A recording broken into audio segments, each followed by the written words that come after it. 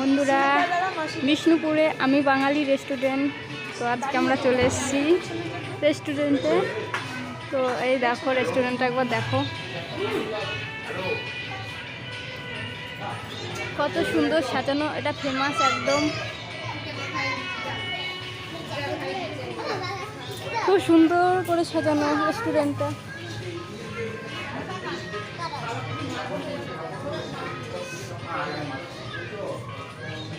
চলে আসলাম আমি বাঙালি রেস্টুরেন্ট। তো এখানে যে শেফ আছে, যে রাঁধুনি দাদাটা, সে দাদাটা আমাদেরকে এখানে নিয়ে আসলো। দাদাটা খুবই ভালো।